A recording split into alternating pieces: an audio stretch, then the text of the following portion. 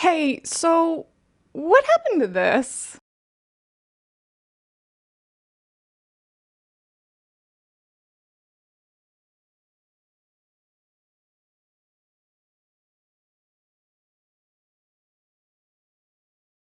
With series announcements being more about reboots, pre-established magical girl series, or otome games. And taking a look at ANILIST, Fruits Basket and Banana Fish are probably the most popular shoujos that have come out in the last 5 years, both of which had the entire series animated with a budget to match and a clear dedication with the animation studios behind it. So if two shoujo series in the last 5 years had such a huge impact on so many people, why aren't we seeing more shoujo anime? When people ask where all the shoujo anime went, they mostly just mean in terms of the romance, slice of life, and drama series, such as Ouran High School Host Club, Aoharu Ride, and Kimi ni Todoke. But this also does include sometimes the fantasy series, such as Yona of the Dawn, Kami-sama Kiss, and Snow White with the Red Hair, which all have a little bit of romance in it as well. We'll mostly just be talking about high school romance series right now, but we will be getting into the fantasy shoujo series as well later. There have only been 2 classic romance slice-of-life shoujo animes to come out in the last 3 years. The first series is 3D Kanoja, which the first season aired in 2018. This series did averagely among viewers, and it got an anime adaptation 2 years after the manga was already completed. The other one, of course, being Fruits Basket, which had 3 seasons, did amazing, is getting a movie, yada yada yada. I think we all know about Fruits Basket by now. However, most shoujo anime staples come from 2016 and earlier now, with My Love Story and Aoharu Ride being the most recent popular manga to anime adaptations. So real quick, let's just take a look at what shoujo anime had to offer in the last 5 years up to 2018. In 2022, we had 3 to 4 original anime series that had no previous seasons or iterations. In 2021, we only had 2 original anime series, with one of them being the 3rd season of Fruits Basket. 2020 especially was a bad year for shoujo anime. We only had 1 original shoujo adaptation, and this was just the movie of Iyosaki Saka's work, Omoi Omoware Furi Furare. And this movie isn't even available in English anywhere, so you can't even watch it anyway. In 2019, we had 3 original shoujo anime, 2 of which were returning for second seasons. And then 2018 was probably the last year where we had the most original shoujo animes. There were 6 adaptations, with one of them being Cardcaptor Sakura Clear Card, which was a sequel series to the original Cardcaptors run. So with each passing year, there's been a clear decrease in shoujo anime that's gotten adapted, especially the bread and butter romance slice of life series that we've all known and loved. But the thing people ask a lot is, was there ever much shoujo anime to begin with? Well, yes and no. There's really never been a year where we've had more than 9 to 10 original shoujo anime adaptations, with the exception being the mid-2010s, where we got a lot of OVAs. But still, the feeling of having lost shoujo anime is very understandable. Shoujo manga that top the Oricon charts are as steady as they've always been, but the series that are topping these charts aren't getting anime adaptations. If you look at the popular shoujos that have had animes in the last 10 years, all of them have been Oricon charting series, and every one that has been included within the top 50 have gotten anime adaptations. This includes My Love Story, Aoharu Ride, Kimi ni Todoke, and We Were There. These are all seen as staple shoujo animes today, and especially with TikTok popularizing them even further and the lack of currently airing shoujos. If these series are so popular and so loved, then why do we all have a big shoujo-shaped hole in our hearts? Well, a lot of people blame the lack of shoujo on 3 different things. First of all, they say that shoujo lacks diversity. Many people say that shoujo are just outdated romance tropes, cliche characters and plot lines, and only set in the high school. But are we sure that that's not just a misrepresentation of a demographic that targets women? Let's take a look at the shonen series that have come out within the last 3 years. You have Rent-a-Girlfriend, which came out in 2020, Horimiya, which came out in 2021, Shikimori's Not Just a Cutie, which came out in 2022, My Dress-Up Darling, which came out in 2022, A Couple of Cuckoos, which just got an anime adaptation this month, Komi, which got an anime adaptation in 2021.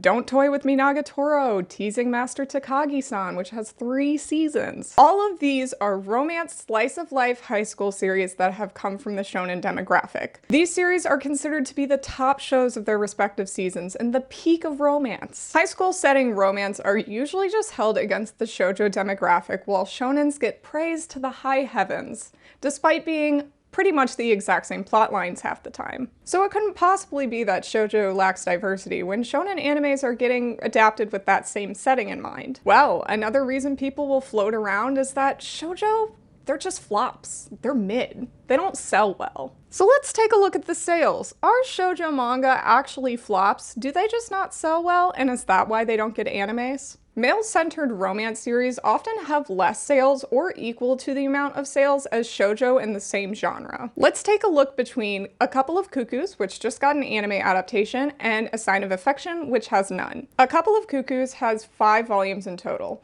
It got an anime adaptation on the 5th volume, and it's been selling around 1 million copies within the last 2 years of its release. A Sign of Affection actually has 500,000 more sales, with the same amount of volumes released within the same time of year, but there's no anime adaptation or even a live-action drama on the horizon. Alright, so that kind of seems damning. Let's take a look at Don't Toy With Me Nagatoro and Namae Kizakari. Don't Toy With Me Nagatoro actually had a decline in sales since its 4th volume, and only hit 1 million copies after the anime started airing. Compare that to Namae Kizakari or Cheeky Brat in English. It had an increase in sales since its 4th volume, and this series only received a short live-action film to promote its 12th volume. No anime or drama has ever been announced or released since, and it hit 1 million copies on its 12th volume. Looking at these charts, it's pretty clear that shoujo sells just as well. But a lot of people will say, well, you know, they just make live action adaptations of this. They make movies and dramas now because that's just where the market for it is. So lastly, are shoujo mangas more likely to get live action adaptations? Looking through my drama list, it's not as if shoujo has taken up the entirety of the TV and movie adaptations that have come out since 2018.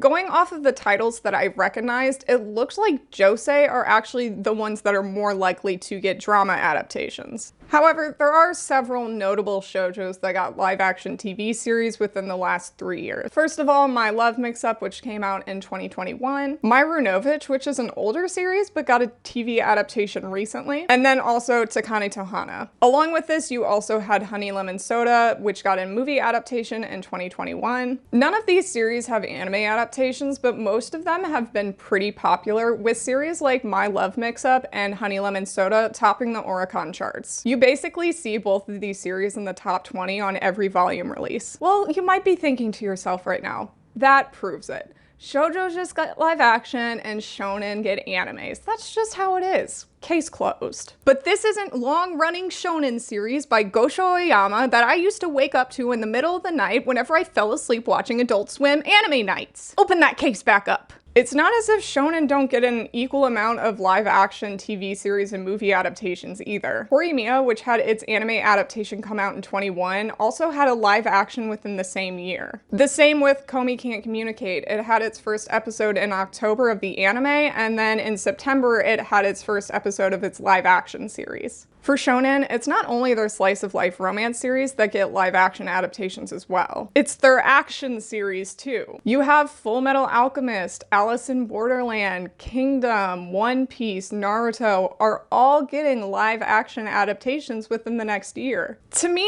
what this mostly shows is that you can't compare drama adaptations to anime adaptations. Live action as a whole is an entirely separate industry as anime and a separate market. TV and film aren't trying to target otaku culture, they're trying to target a general audience. They want people to tune in, not just certain groups of people. And I feel like saying that shoujo just get live action kind of makes it seem like shoujo is all based in reality and none of them would benefit from having animated versions. The rom-com Furare Girl has sold up to 1 million copies and has so many visual gags that just wouldn't work in a live action medium. The male lead basically spends the entirety of several chapters in a liquid puddle. Another rom-com manga, Hayakushi Tai Futari, just wouldn't thrive in a live-action setting because the male lead is surrounded by like Mission Impossible shticks and gags. People are scaling up buildings, people are jumping in helicopters. But they could thrive in the animated medium when they're able to be turned up to an 100 like they are on paper. This whole time we've been looking at high school setting slice of life romance. So what about the fantasy, action, and adventure shoujo animes? Are we also missing out on those as well?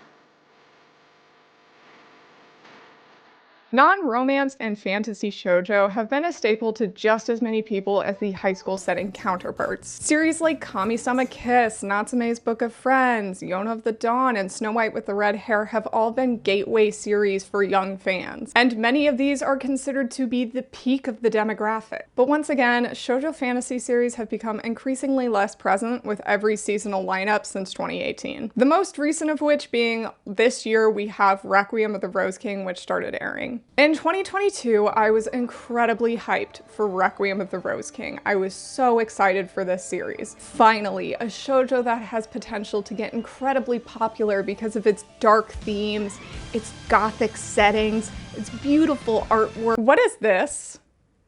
No, seriously, what is this? I know I wanted Kiss Kiss Fall in Love, but not like this. Where is my dark and gothic historical series? Show me Richard kissing his dead dad's severed head. Yeah, so one thing we haven't talked about yet is how when shoujo anime does get adapted and it has beautiful artwork or an amazing story, it often gets watered down. Or it just feels like the animation studio doesn't know what to do with it. Often the artwork gets kind of simplified into a more basic style to seem more palatable to audiences, as well as the animation looking a little too much like Microsoft PowerPoint. Many people have had issues with how Rose King was animated, even within the first few episodes. Myself included, clearly. On ANILIST, Requiem of the Rose King, the manga, has the most scores around a 90, while the anime has the most scores at around a 50. And before Rose King, there was the 2017 Netflix adaptation of the shoujo, kind of,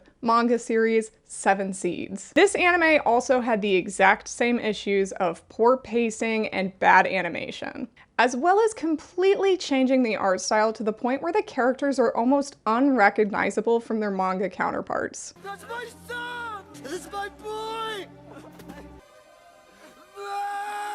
Looking at ANILIST once again, 7 Seeds has the highest amount of scores at a 90 for the manga, and for the anime, it's very lukewarm at around a 70. These production issues could come from a lack of confidence in the source material, dumbing down the plot just because they feel like their female audience won't get it, or just a general disinterest from these studios because they're animating series that are geared towards the woman audience. And often, it feels like all three of these combined into one. Despite being let down time and time again by the few shoujo anime that get adapted, I still want to see these series in an animated form. And done correctly, just like any other anime and manga fan want. There have been so many popular action or fantasy shoujo series that they could have animated within the last few years. Queen's Quality, first and foremost. This is a power-scaled action series that would get the general audience interested in it, just like everyone says shoujo can't do. Queen's Quality has over 2.5 million copies in circulation, so it's not like it's a small little obscure series. People like Queen's Quality, and it would definitely get any shonen battle action fan into the series. Prince Freya could be another manga series that gets adapted, and it would definitely get those Yona fans that are itching for another political adventure series. You have Colette Decides to Die that could capitalize on the shonen isekai being so popular right now, as well as Lore Olympus. And we also have King's Beast, which is a great fantasy series that is topping Oricon charts every volume.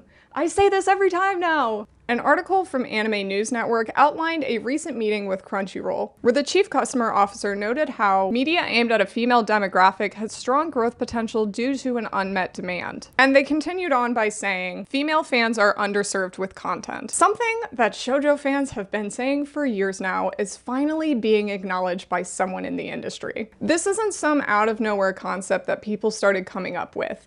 Shoujo fans have been noticing the lack of content for years now. Personally, I get at least once a day the same video of someone on TikTok complaining about how they feel like they've watched every shoujo anime imaginable because there's so few of them. Or that they just simply want a romance series that isn't just catered to the male fantasy. In this same Crunchyroll meeting, they also mentioned that rom-com series aimed towards the male demographic have been overperforming lately. They cite Dress Up Darling specifically for this. However, I find that the lack of slice-of-life romance series in the shoujo demographic are the reason why these romance series in the shonen demographic are overperforming. You have a lot of women who are wanting some sort of romance series, and because we can't get that from shoujo, we have to go to other ones, and that is usually shonen. I feel like there would definitely be a decline in popularity for some of these shonen romance series if we got shoujos coming out at the same time. After all that negativity, let's talk about some shoujo animes that are going to be coming out soon. I would like to shine a little bit of a light on them so they can get some popularity and people will know that we want shoujos. The first two are based off of light novels, and I feel like this is going to become a trend more, is that light novel shoujos are going to be getting adaptations, while manga probably won't get as many still. But both of those series are called My Happy Marriage. Very excited for this one. And then you also have Kyoku no Kurasu. This one looks absolutely gorgeous. I am so excited for it. The other anime that's going to be coming out soon, I think it's scheduled for 2023, is Sacrificial Princess and the King of Beasts. This is a completed series that ran in Hanato Yume, and it actually just completed in English as well. I'd say the vibes for this one are kind of a mix of Ancient Magus Bride and also Yona of the Dawn. I'm 4 volumes into this series and I already love it. It is so good. Don't let the fact that the guy is a beast scare you off. It's a great series. Please just give it a try. Now, obviously, one big thing that we are missing in this video is the actual sales and data on how shoujo anime has performed in the past. And a lot of this video is speculation because we don't have these solid numbers. So if you want to, you can take everything I say with a grain of salt, except for, the data that I gave. It's not hard to see, however, that the market for anime has been growing wider and wider with every year, while the female marketed series have become fewer and further between, with more anime focusing on isekai self-insert fantasies and waifu fodder. All we can really do is look at the public opinion, and from what I can see, we want more shoujo anime.